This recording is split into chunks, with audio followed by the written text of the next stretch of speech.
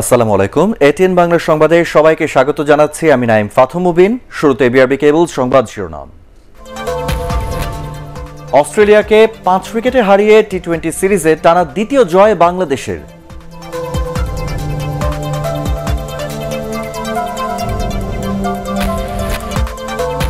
আটকের পর র্যাব হেডকোয়ার্টারে চিত্রনায়িকা পরিমণি, বিপুল পরিমাণ মাদক উদ্ধার, সহযোগী রাজের বাসায় অভিযান চলছে।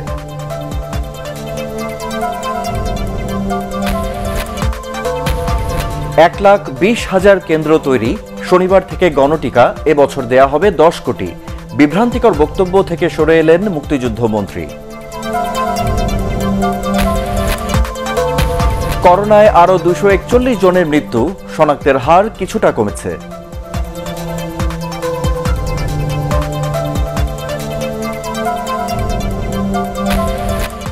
শুনছিলেন বিআরবি কেবলস সংবাদ শিরোনাম। পরিমণিকে আটকের পর তার সহযোগী নজরুল ইসলাম রাজের বনানীর বাসায় অভিযান চালাচ্ছে র্যাব। পরিমণির প্রথম ছবি ভালোবাসা সীমাহীনের পরিচালক ও রাজ মাল্টিমিডিয়ার কর্ণধার তিনি। গুরুত্বপূর্ণ তথ্য পাওয়ার পরই রাজের বাসায় অভিযান চালানো হচ্ছে বলে জানায় র্যাব। দর্শক, এই মুহূর্তে বনানীতে আছেন সহকর্মী কামরুজ্জামান রাজীব।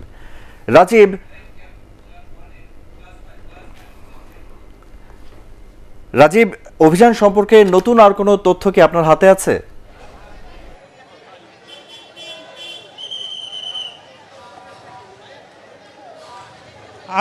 আসলে মুবিন, নতুন তথ্য বলতে আমরা কিন্তু 8:30 থেকে অভিযানটি শুরু হয়েছে। আমরা কিন্তু দীর্ঘক্ষণ ধরে অপেক্ষা করছি। আমরা একটু দেখাতে চাই যে সব টেলিভিশন চ্যানেল এবং গণমাধ্যমের কর্মীরা কিন্তু অনেক কষ্ট করেই ছবি ধারণ করার চেষ্টা করছেন, কিন্তু আসলে পুরো বাড়িটির মূল যে ফটক তা তালাবদ্ধ করেই কিন্তু অভিযানটি চালানো হচ্ছে, অনেকটা অবরুদ্ধ করে। এই বাড়ির ভিতরের যারা বাসিন্দা তারাও কিন্তু ভিতরে ঢুকতে পারছেন না এই দীর্ঘক্ষণ ধরে, এবং তাদের কাছ থেকে আমরা জানতে পেরেছি যে অভিযানটি শুরু হওয়ার পর থেকেই মূল ফটকে তালাবদ্ধ রাখা হয়েছে, এবং আমরাও কোনো নির্দিষ্ট করে কোনো তথ্য পাইনি। যেমনটি আমাদের নিউজে জানানো হয়েছে যে নজরুল ইসলাম রাজ, উনি রাজ মাল্টিমিডিয়ার সত্ত্বাধিকারী বা কর্ণধার, এবং পরিমণির প্রথম অভিনীত যে চলচ্চিত্র বা সিনেমাটি তিনি পরিচালনা করেছেন, এবং তার সাথে ঘনিষ্ঠতা আছে বলেই সেই সূত্র ধরেই পরিমণির কাছ থেকে তথ্য নিয়েই আমরা জানতে পেরেছি যে অভিযানটি শুরু হয়। এবং আমরা নিরাপত্তারক্ষীদের কাছ থেকে জানতে পেরেছি মোটামুটি 3য় তলায় নজরুল ইসলাম রাজের যে ফ্ল্যাটে তিনি থাকেন সেখানে কিন্তু দীর্ঘক্ষণ ধরে অভিযানটি চলছে। আর সার্বিক তথ্য কিন্তু আমরা বের না হওয়া পর্যন্ত আমরা জানতে পারছি না। এই মুহূর্তে একটি গাড়ি কিন্তু ঢোকার চেষ্টা করছে বাড়িটিতে। তো সার্বিক তথ্য আসলে আমরা যখন র্যাব পুরো অভিযান শেষ করবে এবং শেষ করার পরে বেরিয়ে আসবে, তখন আমাদের যে তথ্যটি জানাবে আমরা সর্বশেষ সে তথ্যটি দিতে পারবো। আর এর আগে তো পরিমণির বাসায় অভিযান চালিয়ে তাকে আটক করে র্যাব সদর দপ্তরে নিয়ে যাওয়া হয়। তার দেওয়া সূত্র মতেই এই অভিযানটি শুরু হয়। এখন র্যাব বের হলে আমরা সর্বশেষ তথ্য আমরা জানাতে পারবো। মুবিন, এই ছিল বনানী থেকে নজরুল ইসলাম রাজের বাসার সামনে থেকে অভিযানের সর্বশেষ তথ্য। রাজীব, আপনাকে অসংখ্য ধন্যবাদ। বাংলাদেশ অস্ট্রেলিয়া সিরিজের খবর।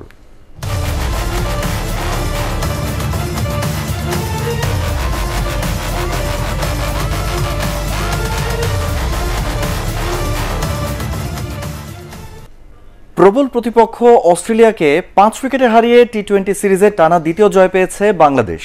অজিদের 121 রানের জবাবে 5 উইকেটে 123 রান করে 8 বল হাতে রেখেই জয় ছিনিয়ে নেয় টাইগাররা। ম্যাচ জয়ী 37 রানের ইনিংসের জন্য সেরা খেলোয়াড় হয়েছেন আফিফ হোসেন।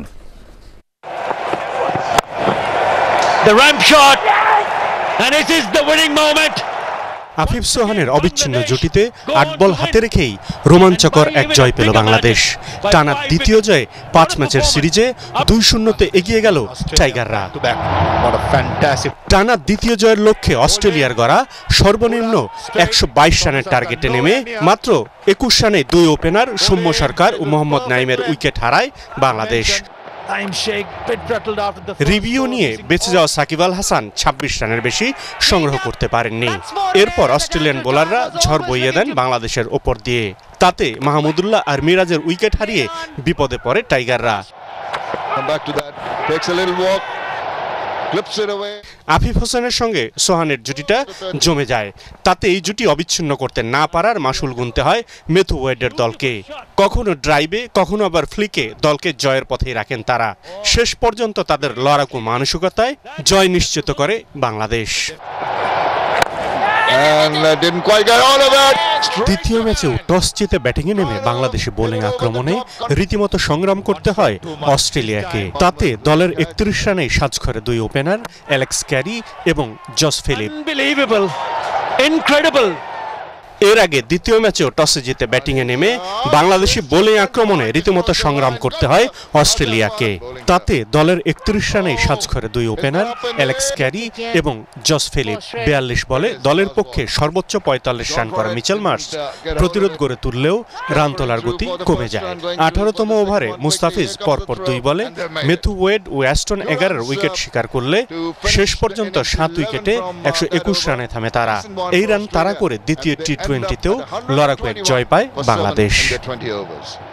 পরাগ আরমান, এটিএন বাংলা। করোনা প্রসঙ্গ। ৭ আগস্ট শুরু হওয়া গণটিকা কর্মসূচিতে হাসপাতালের পাশাপাশি টিকা কেন্দ্র থেকেও ভ্যাকসিন দেওয়া হবে। সরকারের সম্প্রসারিত টিকা কর্মসূচি ইপিআই এর আওতাভুক্ত ১,২০,০০০ কেন্দ্র যোগ হচ্ছে করোনা টিকা কার্যক্রমে। কর্মসূচির আগে এলাকা ভিত্তিক মাইকিং সহ প্রচারণা চালানো হবে। রিপোর্ট করছেন মাহবুব কবির চপল। প্রতিটি টিকা কেন্দ্রেই এখন মানুষের ভিড়। চাপ সামাল দিতে হিমশিম খাচ্ছে হাসপাতালগুলো, ব্যাহত হচ্ছে সাধারণ চিকিৎসা। তাই টিকা কেন্দ্র থেকে করোনার ভ্যাকসিন দিতে হাসপাতালগুলোকে ব্যবস্থা নেওয়ার নির্দেশ দিয়েছে স্বাস্থ্য মন্ত্রণালয়। আমরা প্রথম দিকে যেহেতু এই টিকা সম্পূর্ণ নতুন, আমরা কিন্তু সম্পূর্ণ ভালো হাসপাতালগুলোতে এটা শুরু করেছিলাম। কারণ যদি টিকার যদি কোনো পার্শ্ব প্রতিক্রিয়া দেখা যাতে সেটা সুন্দরভাবে ম্যানেজ হয়। দেখা গেছে যে কারো কোনো বড় ধরনের গুরুতর পার্শ্ব প্রতিক্রিয়া হয়নি। এই জন্য আমাদের মহাপরিচালক মহোদয় কিন্তু এই ধরনের একটা মেসেজ দিয়েছেন যে হাসপাতালগুলোকে অব্যাহতি দিয়ে যদি আমরা টিকা কেন্দ্রে নিয়ে যেতে পারি, তাহলে যে আমাদের হাসপাতালে যে স্বাভাবিক কাজকর্ম, রোগীর যে কাজকর্ম সেটা বলবৎ থাকবে এবং আমাদের কাজের কোনো ব্যাহত হবে না। গণ টিকাদান কর্মসূচি শুধু হাসপাতাল থেকে সম্ভব নয় বলে সম্প্রসারিত টিকাদান কর্মসূচি বা ইপিআই বিভাগকে এর সাথে যুক্ত করা হয়েছে। এই ইপিআই বিভাগের মাধ্যমে দেশের কোটি কোটি শিশুকে বিভিন্ন ধরনের টিকা দেওয়া হচ্ছে। আগামী শনিবার থেকে ৭ দিনে ১ কোটির বেশি মানুষকে করোনার টিকা দেওয়ার যে ঘোষণা দেওয়া হয়েছে সেটি কিভাবে বাস্তবায়ন করা হবে তা জানালেন ইপিআই কর্মসূচির প্রধান। যেই এলাকার মানুষকে আমরা টিকা দিব সেই এলাকার লোকজনকে শুধু ওই দিনের জন্য 2 দিন বা 3 দিনের জন্য নিয়ে এসে আমরা তাদেরকে টিকা দিব। মাইকিং অবশ্যই আমাদের একটা অংশ, তার কারণ মানুষ এখনও কি গ্রামাঞ্চলে কি শহরাঞ্চলে মাইকিং হলে কিন্তু মানুষ শোনে। পর্যায়ক্রমে আমরা সমস্ত মানুষকে যে টার্গেট পপুলেশন লক্ষ্যভুক্ত জনগণ তাদেরকে আমরা টিকা দিতে সক্ষম হব। এ দফায় সিটি কর্পোরেশন এলাকায় মডার্না আর অন্যান্য এলাকায় দেয়া হবে সিনোফার্মের টিকা। মাহবুব কবির চপল, এটিএন বাংলা, ঢাকা। এবছরের মধ্যে সরকার 10 কোটি করোনার টিকা দেওয়ার লক্ষ্যমাত্রা নির্ধারণ করেছে বলে জানিয়েছেন আওয়ামী লীগ সাধারণ সম্পাদক ওবায়দুল কাদের। এ লক্ষ্যমাত্রা অর্জনে ভ্যাকসিন আমদানি অব্যাহত রয়েছে বলেও উল্লেখ করেন তিনি। রাজধানীর বঙ্গবন্ধু অ্যাভিনিউয়ে দলের কেন্দ্রীয় কার্যালয়ের সম্পাদক মণ্ডলীর সাথে ঢাকা উত্তর ও দক্ষিণ আওয়ামী লীগ এবং সহযোগী সংগঠনের সভাপতি ও সাধারণ সম্পাদকদের সাথে বিশেষ সভায় এসব কথা বলেন ওবায়দুল কাদের। এ সময় বিএনপির সমালোচনা করে তিনি বলেন, সরকার সংক্রমণ প্রতিরোধে যেখানে সর্বোচ্চ চেষ্টা চালাচ্ছে সেখানে তারা নির্লজ্জ মিথ্যাচার করে জনগণকে বিভ্রান্ত করার অপচেষ্টা চালাচ্ছে। করোনা ভাইরাসের সংক্রমণ প্রতিনিয়ত বেড়েই চলছে। এমত অবস্থার সকলের প্রতি আহ্বান থাকবে, সরকার ঘোষিত বিধিনিষেধ মেনে চলতে হবে। গণটিকা কার্যক্রম যাতে সফলভাবে সম্পন্ন হয়, আমাদের সকল সংগঠনের সকল নেতা কর্মীদের এ ব্যাপারে সহযোগিতা করার জন্য আহ্বান করা হচ্ছে। 11 তারিখের পর 18 বছরের উপর কেউ টিকা না নিয়ে ঘর থেকে বের হলে শাস্তি, নিজের এই বক্তব্য প্রত্যাহার করে নিয়েছেন মুক্তিযুদ্ধ বিষয়ক মন্ত্রী আকমা মোজাম্মেল হক। মঙ্গলবার কোভিড পর্যবেক্ষণ কমিটির বৈঠক শেষে তিনি এই কথা জানিয়েছিলেন। এতে বিভ্রান্ত হয় সাধারণ মানুষ। ফজলে রাব্বির রিপোর্ট। মঙ্গলবার কোভিড-19 পর্যালোচনা কমিটির বৈঠকে যোগ দিয়েছিলেন মন্ত্রিপরিষদ সচিব, স্বাস্থ্যমন্ত্রী, পররাষ্ট্রমন্ত্রী, কৃষিমন্ত্রী আর মুক্তিযোদ্ধা মন্ত্রী সহ সিনিয়র সব মন্ত্রী আর আমলারা। বৈঠকের সিদ্ধান্তের কথা জানান সভাপতি আকমা মোজাম্মেল হক। 11 তারিখের পরে ভ্যাকসিন ছাড়া কোনো লোক 18 বছরের ঊর্ধ্বে কোনো লোক মুভমেন্ট করলে সে শাস্তিযোগ্য অপরাধ হিসাবে বিবেচিত হবে। নির্বাচন কমিশনের হিসাবে দেশে 18 বছরের উপরে মানুষ আছে প্রায় 11.5 কোটি। মঙ্গলবার পর্যন্ত টিকা নিয়েছেন 96 লাখের কিছু বেশি মানুষ। হাতে আছে 1 কোটির বেশি টিকা, যা 7 তারিখ থেকে 1 সপ্তাহে দেওয়ার পরিকল্পনা আছে সরকারের।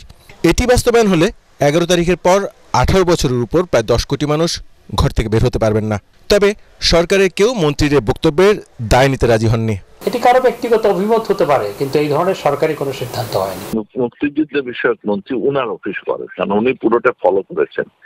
ক্যাবিনেট সেক্রেটারি অফিস জিজ্ঞেস করে, ওরা ভালো দিতে পারবে। জনসংখ্যার টিকার হিসাব মেলাতে না পেরে শেষ পর্যন্ত বক্তব্য প্রত্যাহার করে নিলেন কোভিড-19 পর্যালোচনা কমিটির সভাপতি। 11 তারিখের পর আইনের বা শাস্তির আওতায় আসবেন, সেটা আমরা প্রত্যাহার করে নিচ্ছি। আমাদের টিকা কার্যক্রম সমাপ্ত হয়ে যখন সন্তোষজনক পর্যায়ে আমরা এটা বলার মতো অবস্থা হবে, তখন আমরা পরে জানাবো। বক্তব্য প্রত্যাহার করা হলেও গুরুত্বপূর্ণ বৈঠকে তথ্য উপাত্ত বিশ্লেষণ ও সিদ্ধান্ত গ্রহণ প্রক্রিয়া নিয়ে বিভ্রান্ত সাধারণ মানুষ। ফজল রাব্বি, এটিএন বাংলা, ঢাকা। দেশে করোনায় আরও 241 জনের মৃত্যু হয়েছে। এ নিয়ে মৃতের সংখ্যা দাঁড়ালো 21,638 জনে। নতুন শনাক্ত 13,817 জন।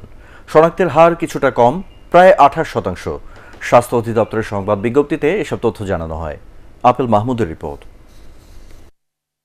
গত 24 ঘন্টায় করোনা ভাইরাসে প্রাণ গেছে 241 জনের। এর মধ্যে ঢাকা বিভাগে সর্বোচ্চ 93 জন, চট্টগ্রামে 68 জন এবং খুলনায় 36 জন মারা গেছেন। মৃতদের মধ্যে 125 জন পুরুষ, 116 জন নারী। এদের 52 জনের বয়স 50-এর কম। 49,514টি নমুনা পরীক্ষায় 13,817 জনের করোনা শনাক্ত হয়েছে। শনাক্তের হার 27.91%। এর মধ্যে শুধু ঢাকা মহানগরে শনাক্ত হয়েছে 4,109 জন। স্বাস্থ্য অধিদপ্তরের তথ্য অনুযায়ী সর্বশেষ 24 ঘন্টায় সুস্থ হয়েছেন 16,112 জন। Apel Mahmud, ATN Bangla, Dhaka. Online platform ও কেবল নেটওয়ার্ক ব্যবহার করে প্রতারণার মাধ্যমে অর্ধ কোটি টাকারও বেশি হাতিয়ে নেওয়ার অভিযোগে 3 জনকে গ্রেপ্তার করেছে সিআইডি। এ চক্রের মূল হোতা আলামিনকে ভোলা থেকে গ্রেপ্তারের পর চাঞ্চল্যকর তথ্য দেয় সে।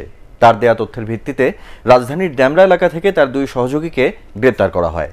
সংবাদ ব্রিফিংয়ে সিআইডি জানায়, জিনের বাদশা পরিচয় দানকারী এই চক্রটি অনলাইন প্ল্যাটফর্ম এবং কেবল নেটওয়ার্কের মাধ্যমে লোকাল চ্যানেলে বিভিন্ন জটিল রোগ, দাম্পত্য কলহ সহ নানা সমস্যার সমাধান করে দেওয়ার কথা বলে বিজ্ঞাপন দেয়।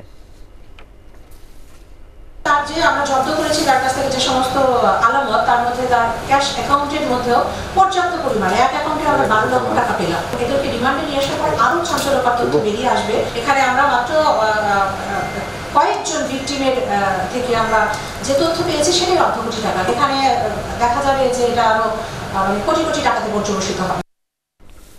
রাজধানীর বসুন্ধরা এলাকা থেকে অস্ত্র, মাদক ও বিলাসবহুল গাড়ি সহ মডেল পিয়াসা চক্রের 2 সহযোগীকে গ্রেপ্তার করেছে র্যাব।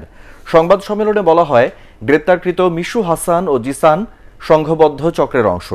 অভিযানে একটি অস্ত্র, 6 রাউন্ড গুলি, 13,300 ইয়াবা, একটি দামি ফেরারি গাড়ি, অর্ধশতাধিক এটিএম কার্ড ও ভারতীয় জাল মুদ্রা উদ্ধার করা হয়।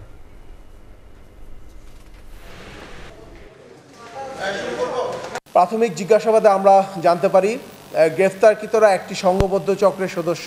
তারা রাজধানী গুলশান, বনানী, বারিধারায় সহ বিভিন্ন এলাকায় পার্টি বা ডিজে পার্টির নামে মাদক সেবন সহ মাদক পরিবহন সহ বিভিন্ন অনৈতিক কার্যকলাপ করে থাকে।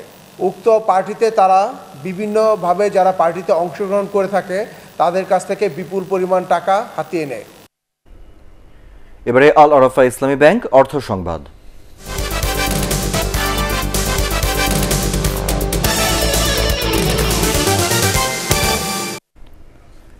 তথ্য গোপন করে গত 5 বছরে 231 কোটি টাকা ভ্যাট ফাঁকি দেওয়ার অভিযোগ উঠেছে দেশের শীর্ষস্থানীয় রড উৎপাদনকারী প্রতিষ্ঠান কেএসআরএম এর বিরুদ্ধে। প্রতিষ্ঠানটির কারখানায় অভিযান চালানোর পর কর্তৃপক্ষের বিরুদ্ধে বিভাগীয় মামলা দায়ের করেছে চট্টগ্রাম কাস্টমস কর্তৃপক্ষ। চট্টগ্রাম থেকে আবুল হাসনানের রিপোর্ট, জানাচ্ছেন রোকসানা ইভা।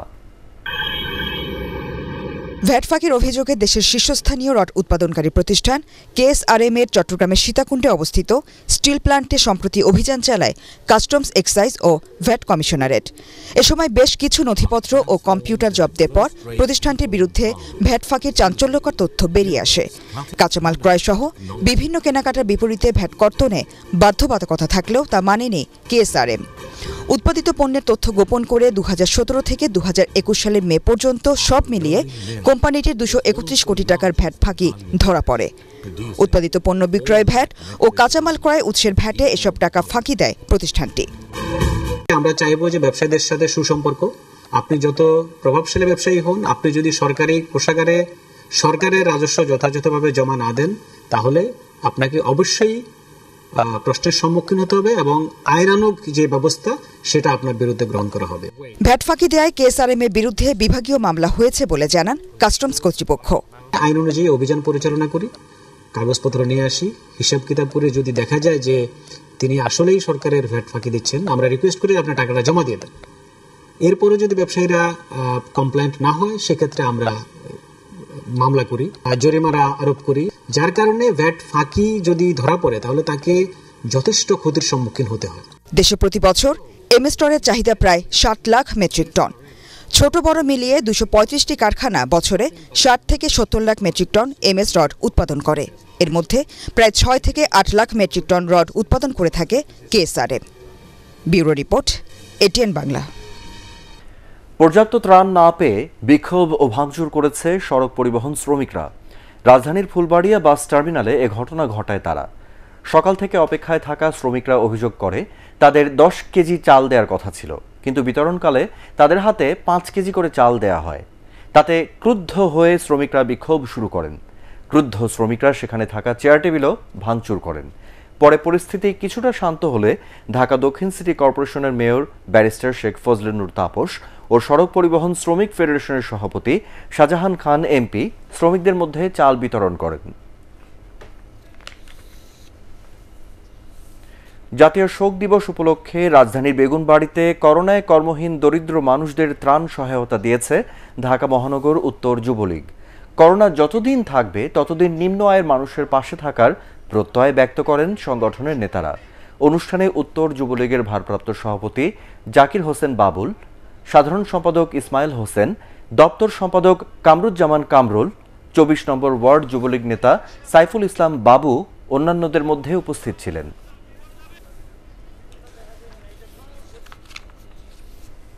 এবারে টোকিও অলিম্পিকের খবর।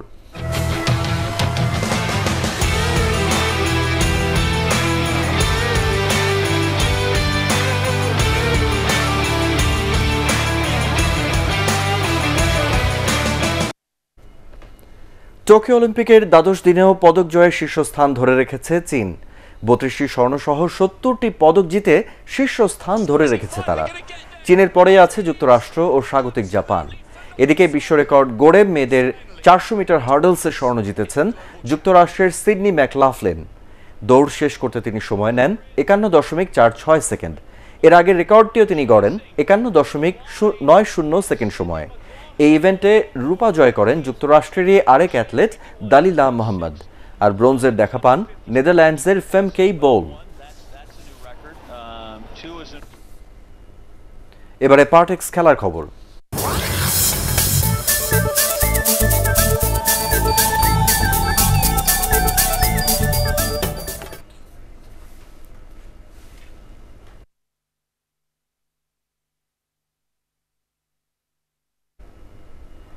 পাঁচ ম্যাচের টি-20 সিরিজ খেলতে 24 অগস্ট ঢাকায় আসছে নিউজিল্যান্ড জাতীয় ক্রিকেট দল। বাংলাদেশ ক্রিকেট বোর্ডের পক্ষ থেকে পাঠানো এক ইমেইলে জানানো হয়, 1 সেপ্টেম্বর সিরিজের প্রথম টি-20তে মুখোমুখি হবে দুই দল। এরপর 3, 5, 8 ও 10 সেপ্টেম্বর বাকি ম্যাচ অনুষ্ঠিত হবে। দিবারাত্রির সবগুলো খেলাই হবে মিরপুর শেরেবাংলা জাতীয় স্টেডিয়ামে। বাংলাদেশ প্রিমিয়ার ফুটবল লিগে জয় পেয়েছে বসুন্ধরা কিংস ও শেখ রাসেল ক্রীড়া চক্র। বঙ্গবন্ধু জাতীয় স্টেডিয়ামে বসুন্ধরা কিংস 3-0 গোলে হারায় মুক্তিযোদ্ধা সংসদ ক্রীড়া চক্রকে। আক্রমণাত্মক খেলার 20 মিনিটেই রবসন রবিনহোর গোলে এগিয়ে থেকে বিরতিতে যায় বসুন্ধরা।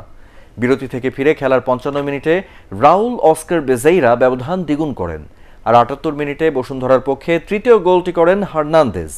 এই জয়ে ১৯ ম্যাচে ৫২ পয়েন্ট নিয়ে লিগ টেবিলের শীর্ষে রইল বসুন্ধরা কিংস।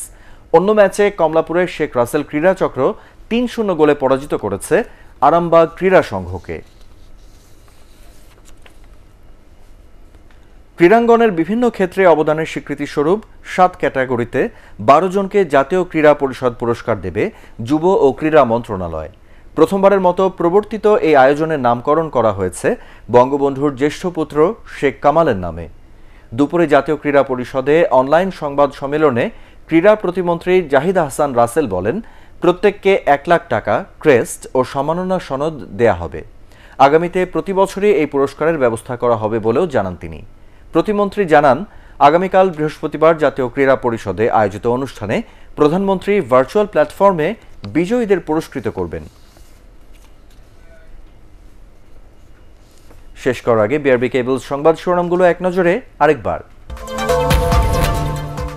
অস্ট্রেলিয়াকে ৫ উইকেটে হারিয়ে টি-20 সিরিজের টানা দ্বিতীয় জয় বাংলাদেশের।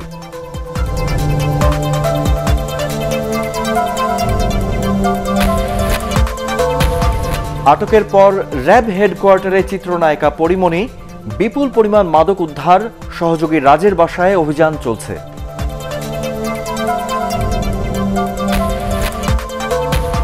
$1,20,000 কেন্দ্র তৈরি, শনিবার থেকে গণটিকা, এবছর দেয়া হবে 10 কোটি। বিভ্রান্তিকর বক্তব্য থেকে সরে এলেন মুক্তিযুদ্ধ মন্ত্রী। করোনায় আরও 241 জনের মৃত্যু, শনাক্তের হার কিছুটা কমেছে।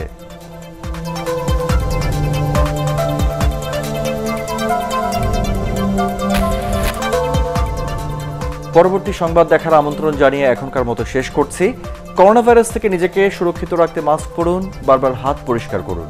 এটিএন বাংলা সংবাদ ইউটিউবে দেখতে ব্রাউজ করুন youtube/ATN বাংলা নিউজ। ধন্যবাদ।